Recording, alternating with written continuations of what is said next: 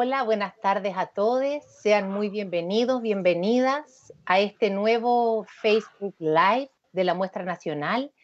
Soy Isidora Stevenson y junto con Marco Antonio de la Parra somos la dirección artística y cada semana les estamos presentando los dramaturgos, dramaturgas ganadoras, ganadores, para que puedan conocerles un poco más y para prepararnos, calentar motores para estas 2 semanas de noviembre donde veremos las puestas en pantalla de estos textos.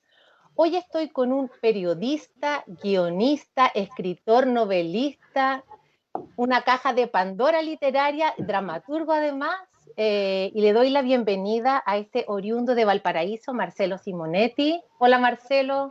Hola Isidora, ¿qué tal? ¿Cómo Mucho estás? gusto. Muy bien, muy contento de estar acá. Muchas gracias, qué bueno que te motivaste a conversar hoy día.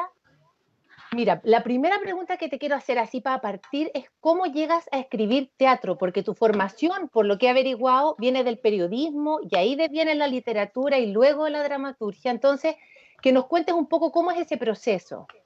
Sí, mira, bueno, yo alguna vez escribí teatro en el colegio, hice un par de obras cuando estaba en la enseñanza media, pero después lo abandoné, fue como una experiencia así muy particular.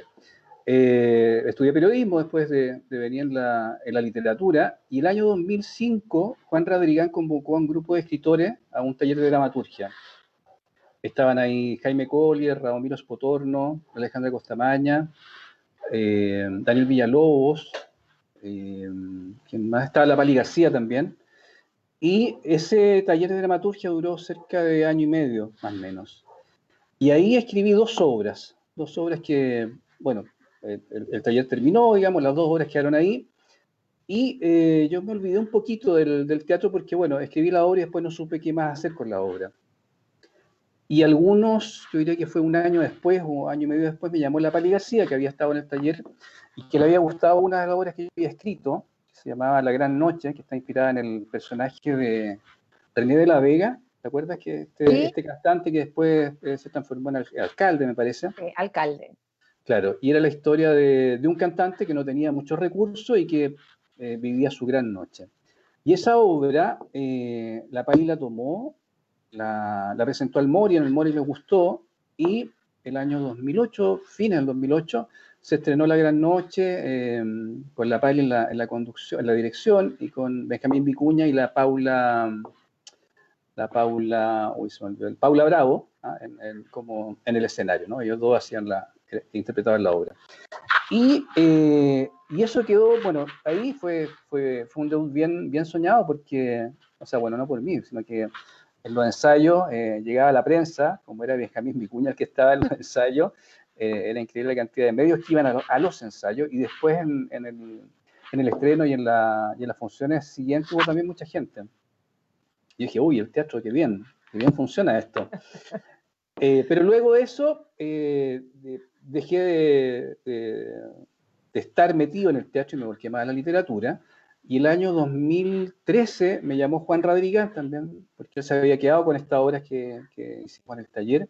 Y me dijo, oye, te tengo un actor y un director para que montemos esta otra obra que era La Leyenda de Peter von Hales, que era un vendedor viajero medio chanta que vendía la felicidad. Y montamos esa obra con Francisco Albornoz en la dirección y con Miguel Ángel Acevedo en la actuación. Y eso fue bien importante porque a partir de esa obra que montamos en la sala Radicales, donde estaba antes donde estuvo el de Clínica, ahí había una salita chiquita, pero fue importante porque a partir de eso me integré a la compañía que tiene Miguel Ángel Acevedo, que se llama Silencio Colectivo. Y desde entonces hemos estado trabajando ahí algunas cosas juntos, ¿no? De hecho, después de esa obra hicimos otra que se llama Esperando a Papá, que se montó en la sala del Teatro La Aurora, que queda ahí en el barrio Italia. Ya, sí. Claro. Así que he estado ahí, digamos, con una pata en el mundo del teatro, pero teniendo claro que mi mundo es más la literatura, la escritura de ficción y para libros, ¿no? Al margen de eso, igual he estado en algunas otras instancias porque, como te decía, yo no tengo una formación teatral, no tengo una formación de dramaturgo. Entonces, he tomado algunos talleres con Lucía de la Maza. De hecho, esta obra Nakamoto partió ahí en el taller de Lucía de la Maza.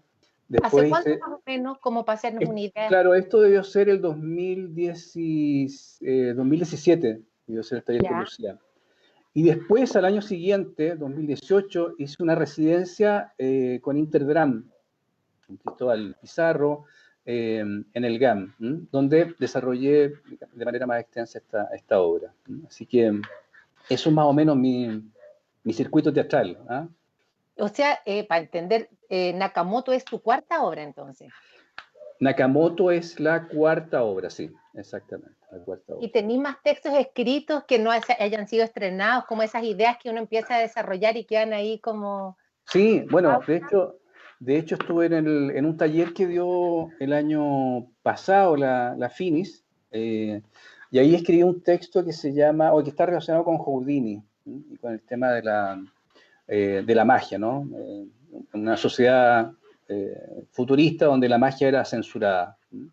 Y eso inspirado en el personaje de Houdini, que fue un escapista que triunfó en la década del 20.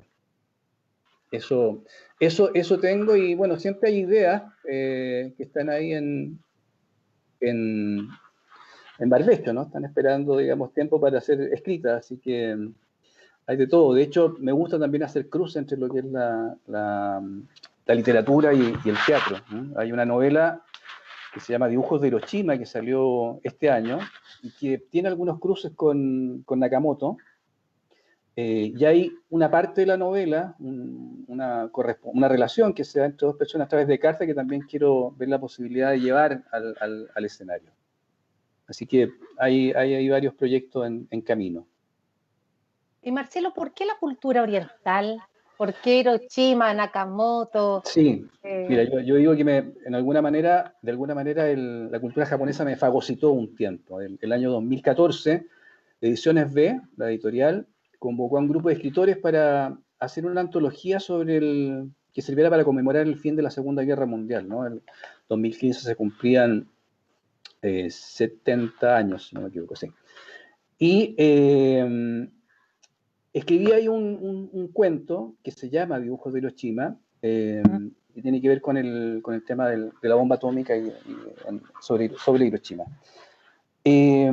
Y a partir de ahí comencé a meterme y a investigar más sobre el mundo narrativo, sobre la literatura japonesa.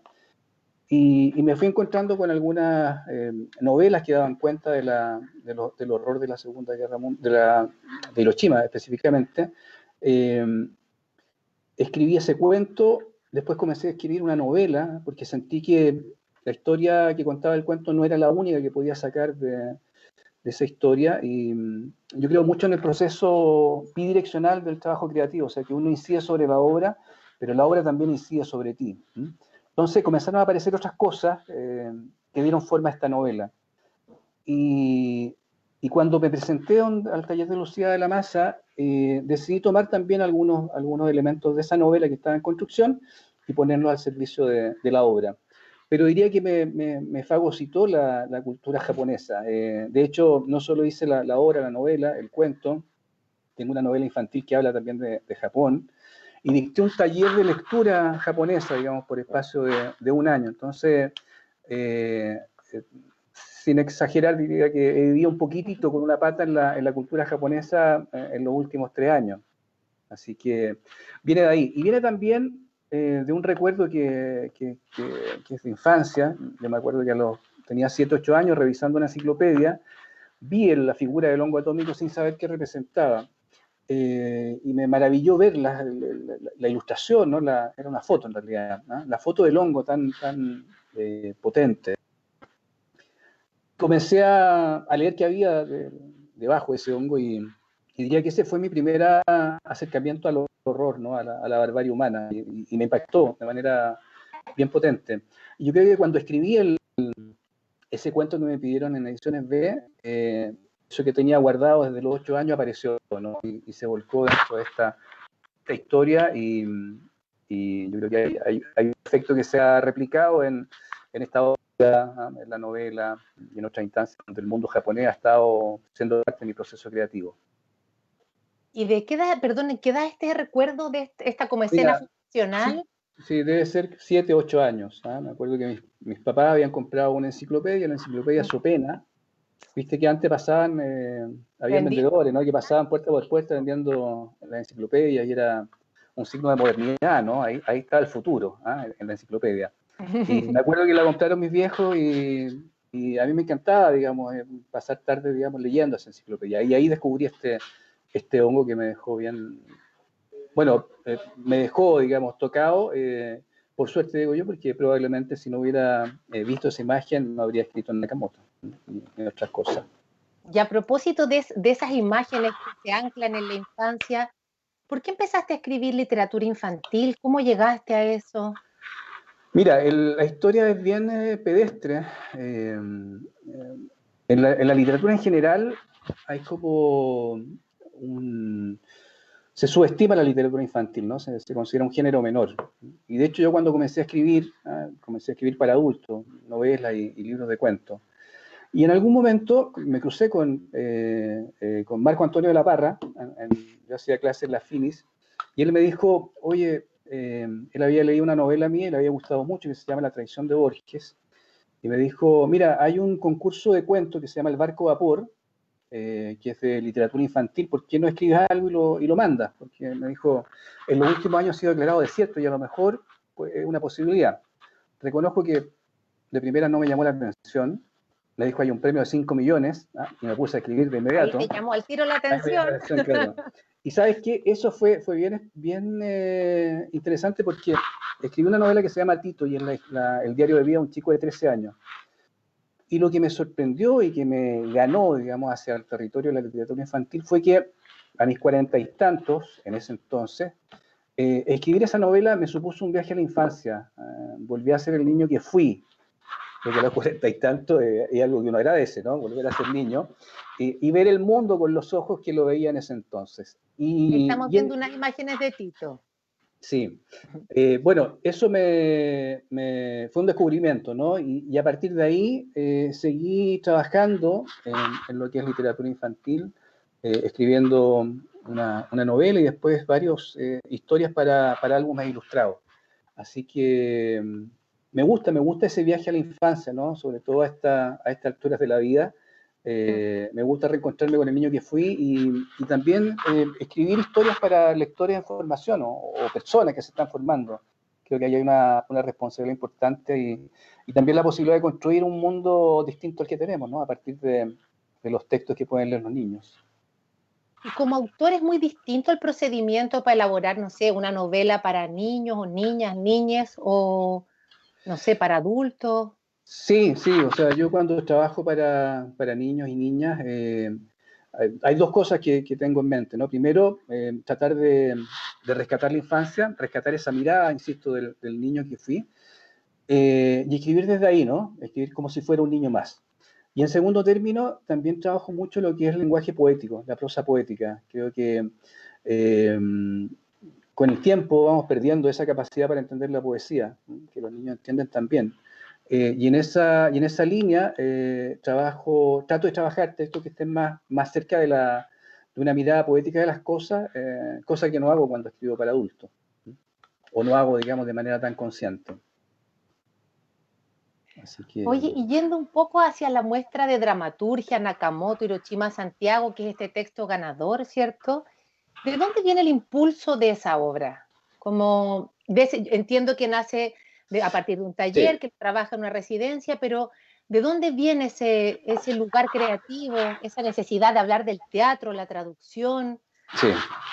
Sí, mira, tiene que ver con algo que a mí me interesa mucho, digamos, y que he tratado de colar en distintos textos, digamos, de literatura o algunas obras de teatro, ¿no? Que tiene que ver con el empatizar con el dolor del otro, ¿no? Creo que, o ponerse derechamente en el pellejo del otro. Creo que en nuestra sociedad, bueno, en Occidente, pero particularmente en nuestra sociedad, hay un, hay un estilo de vida, un sistema de vida que está instalado. Me dio... Salud. Se me seca la garganta, por eso. Hay un estilo de vida, una forma de vida que... si no voy a poder hablar, a ver, un segundo. que cultiva mucho el individualismo, ¿no? Y el tratar de conseguir las cosas un poco aplastando al otro, ¿no? Tratando de competir, ¿no? La competencia creo que tiene cosas que pueden ser muy buenas, pero otras que son espantosas. Y me pareció interesante trabajar una historia en donde pudiésemos empatizar con el dolor ajeno, ¿no? Y tomar el episodio de Hiroshima, que a veces suena muy, muy lejano, ¿no? Uno dice, cuando cayó la bomba, murieron 140.000 personas, y en rigor eso como que nos dice poco, ¿no? Claro, es un número.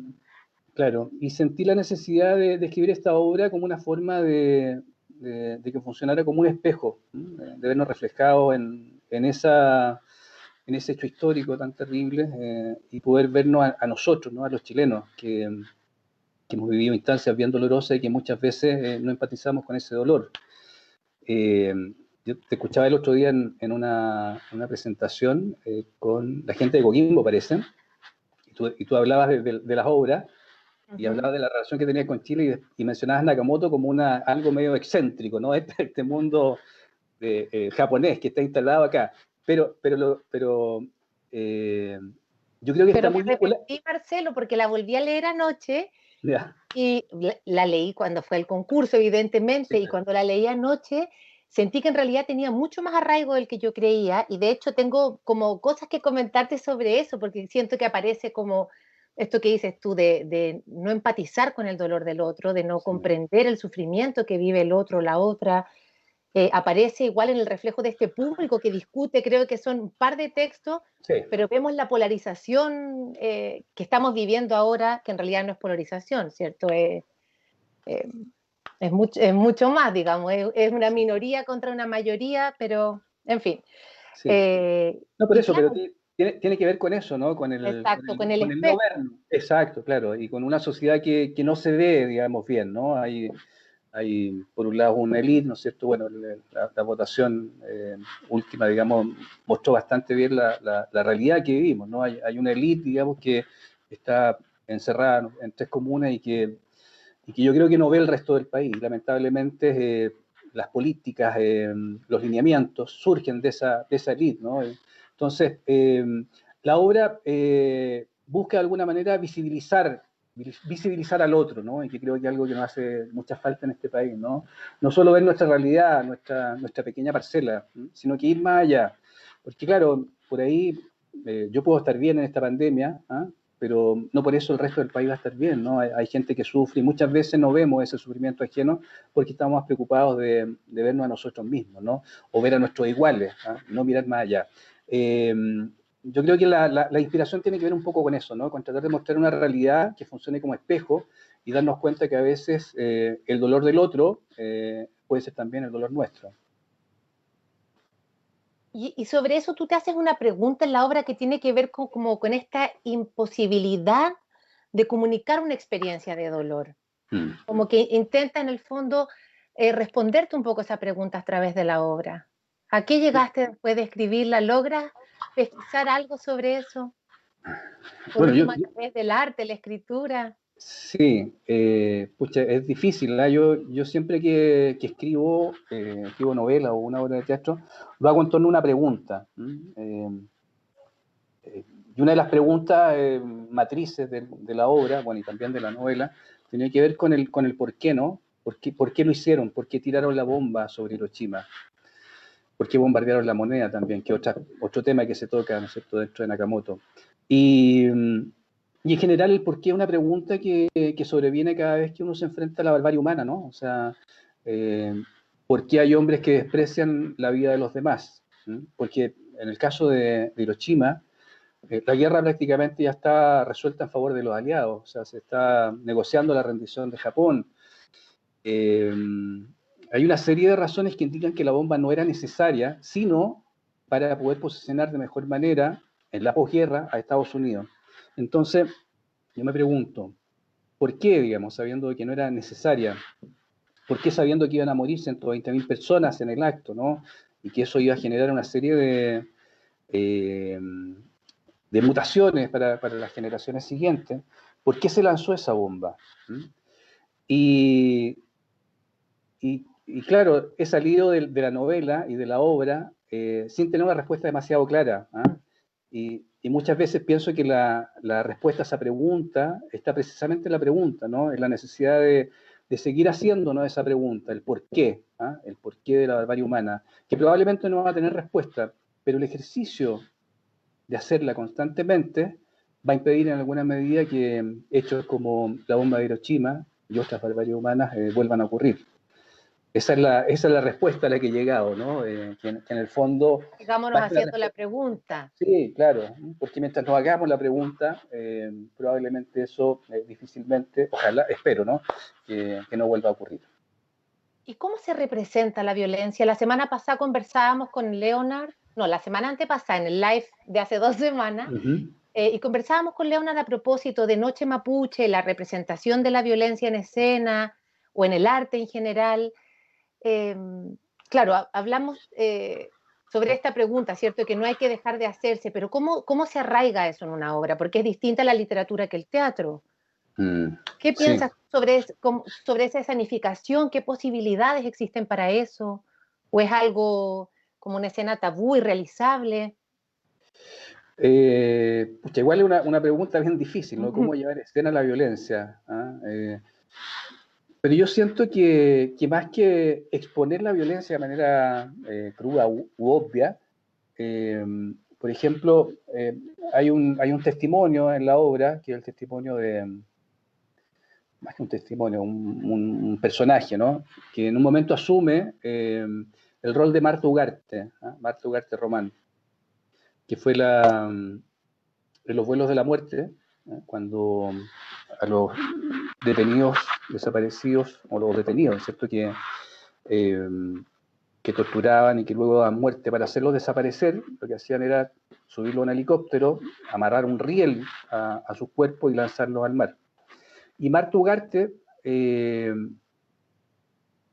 bueno, se cuenta en la obra en detalle, ¿no? Ella es torturada, luego asesinada, y es llevada a estos vuelos de la muerte y es lanzada ahí cerca de Los Molles, en la playa La Ballena, me parece que, al mar, ¿no? Y por cosas difíciles de explicar, el cuerpo de ella logra, no sabría cómo decirlo, ¿no? Pero sacudirse esta amarra, no sé, y sale a flote, ¿no? Y ella aparece muerta en esta playa de la cuarta región. Cuando uno lee el informe respecto de las lesiones que tenía Marta Ugarte, es imposible no sobrecogerse, porque, o sea, si alguien me pregunta qué es lo que es la maldad, yo diría la maldad es lo que le hicieron a Marta Ugarte, ¿no? Y lo que le hicieron a muchos otros personas que fueron torturadas. El hecho de poner ese testimonio dentro de la obra marca de alguna manera la violencia. El hecho de relativizar ciertos aspectos del dolor de este dramaturgo japonés, de Nakamoto, también es una forma de mostrar la violencia. Hay algo que, bueno, que de alguna manera está implícito dentro de la obra y que tiene que ver con qué hacen los directores con la obra del dramaturgo, ¿no? Yo he De eso quiero escuchado... que hablemos, por favor. Claro, mira, yo, como te digo, no tengo tanta experiencia teatral, porque esta va a ser la cuarta obra, pero he escuchado a muchos dramaturgos que se quejan de la forma en que los directores terminaron poniendo en escena su obra. Entonces, guardando las distancias con los ejemplos que he dado, ¿no? Pero eso también yo creo que hay una forma de violencia, ¿no? El hecho de, no digo que todos los directores lo hagan, ¿no? Y espero que tampoco sea este el caso, ¿no? de la obra de Nakamoto en la puesta en pantalla, pero siento que a veces en ese acto, digamos, de apropiarse de la obra del dramaturgo, que obviamente es la labor del director, a veces también hay ciertas situaciones que uno podría relacionar con la violencia. Pero yo te diría que está en el testimonio de Marta Ugarte, está también en uno de los poemas, un par de los poemas que el poeta San Quijitoje escribe respecto de la bomba, y que uno incluso puede hacer lectura también sobre nuestra realidad, ¿no? Sí, o sea, yo me iba a desdecir, de hecho, de todo lo que dije en esa entrevista con el TMO, que yo decía, claro, es una obra sobre el arte, sobre la traducción, que puede ser súper interesante, no sé, para personas vinculadas con el teatro, el arte, pero leyendo la noche se me apareció, yo creo que también por el contexto en el que estamos, como la profunda violencia que contiene la obra sin nunca, eh, claro, no la viven en carne propia estos personajes, pero la vivieron, o el relato de eso me pareció que tenía un arraigo en la realidad actual y en la historia chilena impresionante, así que qué bueno que podemos, que puedo disculparme públicamente, Marcelo, ¿cierto? Y sobre eso Pero, te pero, quería preguntar, no, dígame. no, que también te iba a decir que, pero también es una obra que habla de la traducción, ¿no? La traductora es un Sí. personaje súper importante dentro de la obra y que pueden haber muchas lecturas respecto de eso, ¿no? ¿Qué significa el papel de la traductora ahí, ¿no? Que es clave dentro de la obra. O sea, yo creo que, claro, por un lado está la violencia, por otro lado está el arte, el teatro, pero la traducción sin duda es como un tema dentro de la obra. Está el Sí, personaje claro. de la traductora, la relación de ella con Nakamoto, la relación de ella con la obra y con lo que va sucediendo. No hagamos tanto spoiler, pero quería preguntarte a propósito de eso. ¿Cuál es la mirada que tienes tú sobre el teatro? Porque pareciera ser muy nefasta la mirada que tú como dramaturgo, autor de esta obra, tienes sobre el director, sobre este actor, ¿cierto? Porque el personaje de la actriz salva un poco más. Sí, Eh, sí, no, como o Quería sea, no, preguntarte sobre eso. sí, no es que esa sea mi mirada respecto del teatro, ¿ah? No, no. O sea, yo lo pongo ahí porque me sirve para el juego dramático, ¿ah? Eh, pero, pero yo, no, o sea, no es que yo piense que todos los directores son como el director de la obra que está de Nakamoto, ni Unos que los actores sátrapas. tampoco. Claro, no, no, no. No, eso está puesto ahí porque me sirve para el juego dramático. Eh, a mí lo que me seduce del teatro es que es una experiencia única. Porque, claro, ninguna función es igual a la otra, ¿no? Cada función es una experiencia en sí misma. Eh, entonces, para mí el teatro es una vivencia, es una experiencia que uno logra vivir y sentir al momento de que se apagan las luces y los actores aparecen en escena. Eh, yo creo que el teatro te ofrece cosas que la literatura no te puede ofrecer, ¿no? Que no te puede ofrecer un libro, que es la posibilidad de experienciar, ¿no? Durante una hora y media, la vida de otros de una manera en que el libro no te la puede brindar, ¿no? No digo que una sea más que otra, sino que son experiencias distintas. Y desde esa perspectiva, a mí me gusta el teatro, me gusta también el trabajo colectivo, generalmente los escritores, los dramaturgos también, en alguna medida, eh, somos seres que vivimos o creamos en soledad, ¿no? Pero luego eso, una vez que la obra está escrita, el trabajo colaborativo que hay con actores, con el director, me parece muy rico. A mí me gusta el teatro precisamente por eso, ¿no? Porque la literatura es el territorio de la soledad, pero el teatro te abre una ventana al trabajo colectivo y me interesan mucho los proyectos colectivos. Y tú, anoche cuando leía la obra me imaginaba, ¿en quién te sitúas tú dentro de la obra? ¿Cómo así? ¿A qué te refieres? Como... Es una pregunta que a lo mejor tú no haces ese ejercicio, pero ¿Sí?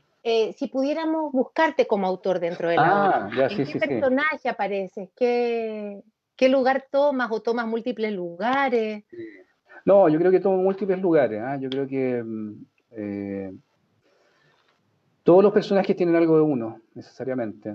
No es que uno lo escriba a imagen y semejanza de uno, sino que van saliendo cosas, ¿no? O sea, eh, yo creo que tengo algo de Nakamoto, tengo algo también de la traductora, también de los actores, incluso del director. Eh, pero quizás los personajes que más me tocaron en términos emocionales ¿Mm? son Nakamoto y la traductora, que de alguna manera funcionan como un protagonista dual de la obra. Yo creo que hay cosas en ellos con las que me identifico más, ¿no? Y que tienen que ver también con el núcleo de la obra, ¿no? Esta imposibilidad a veces de traducir lo que queremos expresar, ¿no? Toda obra de teatro escrita, digamos, toda novela, también es una lucha por tratar de vaciar en el texto aquello que tú quieres expresar, ¿no? Y qué alegría cuando eso ocurre, ¿ah? Aunque muchas veces la idea inicial, prácticamente, en mi caso al menos, nunca consigue adquirir la forma soñada, ¿no? O la forma original a la hora de vaciarse en el texto. Siempre se van perdiendo algunas cosas. Pero, respondiendo a tu pregunta, yo diría que me identifico con Nakamoto y me identifico con las traductoras, ¿ah? Fundamentalmente. Oye, Marcelo, y hablando un poco de la muestra, ¿tú has tenido una relación antes con la muestra? ¿Fuiste como público? ¿Leíste alguna obra? ¿Tienes alguna Sí. vinculación o esta es la primera vez? No, o sea, esta es la primera vez como participante. Ya. Había asistido a otras muestras, de hecho la de hace 2 años, la fui a ver, me gustó mucho la obra de Mónica Druini, por ejemplo. Eh, y ahora he estado leyendo, me ha gustado mucho la obra de Marcelo Leonard, ¿ah? Creo que, y en general yo diría que todas las obras, Tangman también, de Marcia Céspedes, que también pasó por Intergram, ¿no? Yo conocía ese texto, y me llama la atención de la distancia, cuando menos en estas otras 2 obras, y que se emparenta con Nakamoto, la distancia que los dramaturgos se toman para dar cuenta de la realidad local, ¿no? En el caso de Leonard, viaja al pasado, ¿sí? para ir a buscar ahí una historia sí, de humillación, de machismo, De esclavitud de a estas esclavitud alturas. también, claro, hay un tema de clase también súper fuerte. En el caso de Tangman, viaja, digamos, en el tiempo también y ya es China, ¿no? Para contarnos esta historia, ¿no? Que aparentemente no tiene nada que ver con Chile, o tendría poco que ver, ¿no? Pero a medida que la vas leyendo te vas dando cuenta de que se inserta dentro de la problemática de nuestro país, ¿no? Y Nakamoto también apunta a lo mismo, ¿no? Hace ese juego, ¿no? De irse lejos para mostrar una realidad como la nuestra. No, a mí me gusta la instancia de la muestra, me gusta esto de poder ir a otro lugar. Bueno, este año quedó ahí suspendido por lo de la pandemia, pero instalarnos en otro lugar para desde ahí generar todo un mundo en torno a la dramaturgia. Me gusta mucho y me alegro la posibilidad de que no se haya suspendido, digamos, por esta situación y ver qué pasa con este formato, ¿no? Que nos abre puertas, pero también cierra otras, ¿no? En el sentido de que por ahí hay quienes dicen, no es lo mismo, ¿no es cierto?, la puesta en escena que la puesta en pantalla, pero te da la posibilidad de llegar a lugares que antes probablemente no habríamos llegado. Oye, ¿ya has visto algo de la puesta en pantalla de tu obra aprovechando? ¿Tú has No, hablado con tu codirección? ¿Sabes mira, algo? hablamos en un momento en que ellos estaban iniciando los ensayos y tenían algunas dudas respecto del texto, porque el texto igual trabaja un poco con la confusión de planos, ¿no? De no saber bien si estás viendo la obra, estás viendo el ensayo, ¿sí? Si Nakamoto escribió todos los cuadros o solo algunos. Entonces, tuvimos contacto en ese momento para solucionar dudas, para preguntarme, digamos, por las motivaciones. Y luego de eso, ya no voy a tener contacto con ellos, pero confío en el trabajo profesional. Así que muy Sobre tranquilo. eso, ¿no te daba nervio como que tú escribiste la obra pensando en el escenario y no en la virtualidad, ese traspaso del lenguaje, o no tienes aprensiones con eso? Eh, no, yo te diría que no tengo tantas aprensiones con eso. Más allá de que la obra se monte ahora en pantalla, ¿ah? Igual me gustaría, sí, verla en un escenario, ¿ah? Verla en modo presencial, eso me interesa, pero en ese sentido soy bien entregado. Bueno, como te decía, yo escribo también libros para niños, yo no ilustro, ese texto va a un ilustrador que finalmente le da su forma definitiva, y lo divertido es que cuando yo escribo esos textos, trato de imaginar, digo, en esta parte seguramente el ilustrador va a hacer tal cosa, y en esta otra tal otra. Y lo divertido, o lo entretenido del cuento, es que nada de lo que imaginaste el ilustrador lo hace porque tiene otra cabeza. ¿Se parece harto al teatro entonces? Sí, claro, claro. Por eso te digo, yo soy un poco entregado. Yo entiendo ahí que hay 2 miradas, 2 mundos que confluyen y que y que de esa confluencia de dos mundos surge algo nuevo, algo que no estaba ni en la cabeza a lo mejor del director, ni exclusivamente ni en la cabeza del dramaturgo, y está también la labor de los actores. O sea, a mí, más allá de que pueda pasar lo que le pasa al dramaturgo de la obra, yo sí confío en los equipos y dejo que fluya. Hasta ahora todo ha funcionado bien. Veremos qué pasa, digamos, más adelante. Pero soy bien entregado en eso y confío en el trabajo de los otros. Qué divertido. Yo después de leer la obra anoche pensaba, Marcelo debe tener una desconfianza profunda por los directores y las directoras de teatro con ese personaje macabro que construyó de director. Sí, no, insisto, digamos, no es la imagen que yo tengo de los directores, sino que es funcional a la obra. Ya, era necesario entonces. Sí, Oye, sí. me quedé pensando ahora a propósito que esto que dices, que de Tankman, Nakamoto, y tú no eres hermano, un conejo desesperado corriendo por el campo chileno, 3 de las obras de la muestra hacen esta operación de alejarse territorialmente, históricamente, culturalmente, para acercarse a la historia de Chile. ¿Qué piensas sobre esa operación? ¿Por qué crees que aparece? ¿Por qué crees que es necesaria? ¿De dónde crees que surge? Me encantaría escucharte Sí, sobre eso. mira, yo creo que tiene que ver un poco con el hecho de que estamos viendo nuestra realidad a diario y por ahí no estamos entendiendo algunas cosas, ¿no? Entonces, esta es una teoría, ¿no? Creo que la comprensión de algo, de un mensaje, si tú lo sitúas en otro lugar, en otra realidad, probablemente se ve liberado de ciertos prejuicios. De hecho, en la obra hay, tú comentabas, ¿no es cierto?, este diálogo que surge desde el público, donde un tipo reprocha, digamos, sobre lo que se está hablando, pero cuando le hacen el cambio de escenario, el tipo, dice, ahí sí, ¿no? Ahí sí, sí sí, obvio. Claro, no, claro. Sí. No sé, bueno, no lo voy a comentar en demasiado para no spoilear, No, no hagamos spoilers. claro, pero es un poco eso, ¿no? Muchas veces tenemos que ver las cosas desde otra perspectiva, cambiar el eje para darnos cuenta de aquellas situaciones que hemos naturalizado. En este país yo creo que se naturaliza mucho, ¿no? La violencia, el machismo, la discriminación, bueno, en fin, tenemos un montón de cosas que se han naturalizado en nuestra sociedad y que ya no las podemos ver, digamos, porque están tan integradas que necesitamos que nos muestre una realidad distinta para poder apreciarla realmente. No sé, creo que el juego que hacen estas obras que mencionamos apunta un poco a eso, a sacarnos de esta burbuja en la que estamos metidos y tratar de echarnos agua fresca en los ojos para poder mirar con claridad lo que nos está pasando.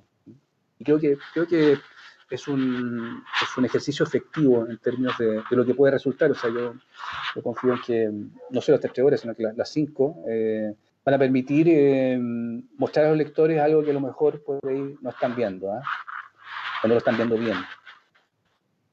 Oye, Marcelo, y para ir terminando, a propósito de esta violencia de que hablas, la polarización que estamos viviendo y cómo finalmente Nakamoto encarna como un espíritu de época, ¿cierto?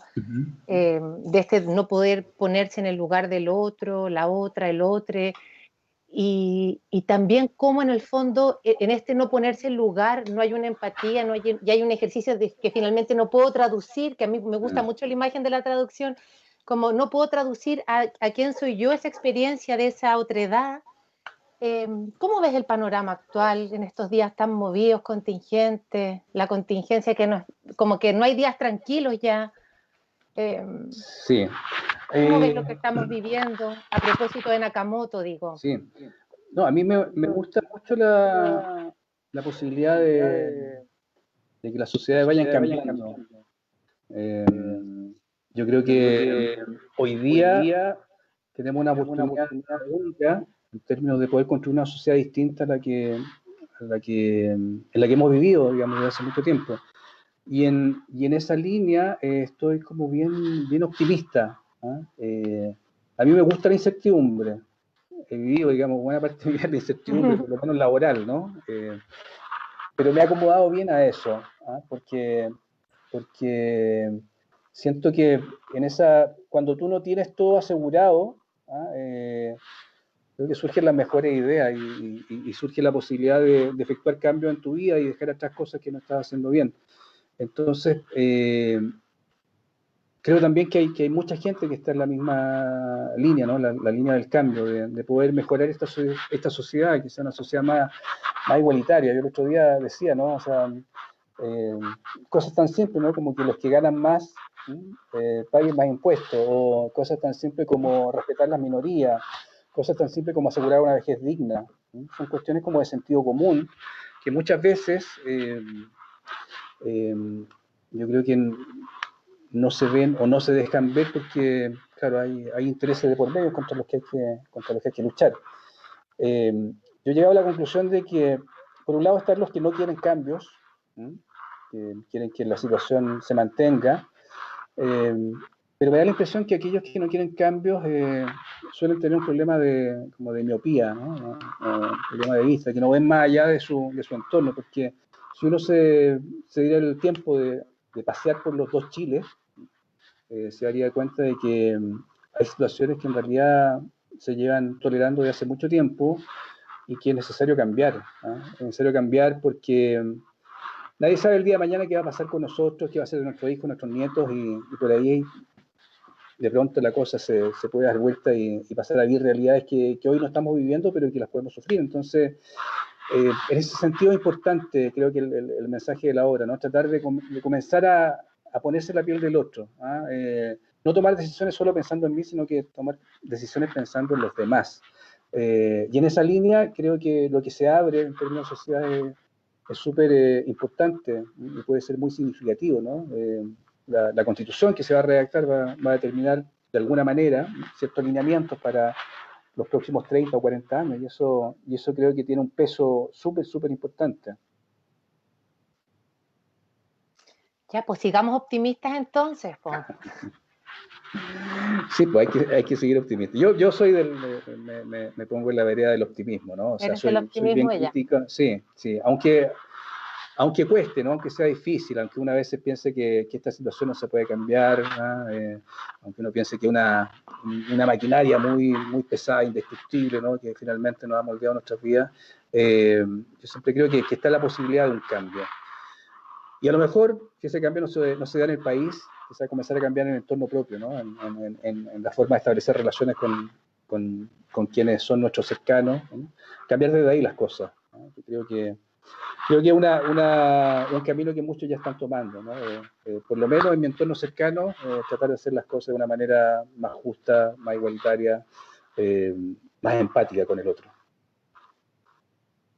Y hermosas palabras para cerrar entonces, Marcelo. Muchas gracias por acompañarnos hoy día. Les dejamos invitadas entonces para el próximo martes, el último live que va a estar Marco Antonio con la Macarena Araya, y invitarles por supuesto a las puestas en pantalla de todas las obras, Nakamoto en particular, de la conversación de hoy día, y nos vemos pronto. Muchas gracias por acompañarnos. Chao Marcelo, gracias. Chao Isidora, ¿no? Y chao a todos, del 18 al 29, la muestra, no se olviden.